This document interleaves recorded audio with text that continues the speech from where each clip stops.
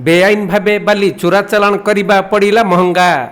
चोरा चालाण संपर्क में खबर पाई प्रशासनिक अधिकारी माने अतर्कित भावे चढ़ाऊ करी बेआईन बाली चालाण रे व्यवहृत हेउथबा एक पोक्लिन मेसिन और विपुल परिमाणर बाली जबत करिसंती। तेबे देवी नदी में बन्या जल प्रवाहित हेउथबा बेले बाली चोरा चालाणकारी दृष्टि रे एबे नदी पठा निकटरे थिबा बालीकुद उपरे पड़िछि, जहाँकि नाउगां थाना अंचल शिखर पंचायतर अंगेश्वरपड़ा देवी नदी बालीघाट निकटरे थिबा बालीकुदरू बेआईन भावे शह शह ट्रिप बाली चोरा चालाण करुथिले माफिया। एने स्थानीय बासिंदा माने विभागीय अधिकारी निकटरे अभियोग करिबा परे जगतसिंहपुर लघु और खनिज अधिकारी, नाउगां तहसीलदार और नाउगां थाना पुलिस उक्त स्थान में पहुंची अतर्कित भावे चढ़ाऊ करी बेआईन बाली चालाण रे व्यवहृत हेउथबा एक पोक्लिन मेसिन और किछि दूर रे पहाड़ परी बाली को जबत करिसंती।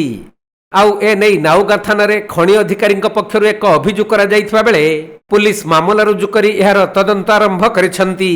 अंगेश्वर पड़ार कंप्लेन आसला जॉइंट सर्वे कलु आम तहसीलदार मु पुलिस तो सेठी केते 30-40 ट्रिप देखा खोलाबार अधी भी खोल थाईपे तो से 100 मीटर दूर गोटे क्रलर थिला तो तापर एफआईआर पकाई से इलीगल माइन कर एविडेंस अच्छे कही आम फोटो फोटो देचु तो जहाँ पुलिस इन्वेस्टिगेशन करी जा करिवो।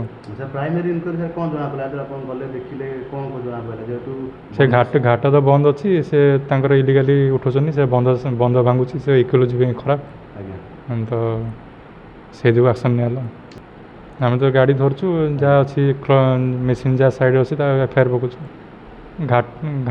घाट वाला गाड़ी नथला सेटा आउ जने के अननोन नगर तो इन्वेस्टिगेशन पर जमा पड़ो।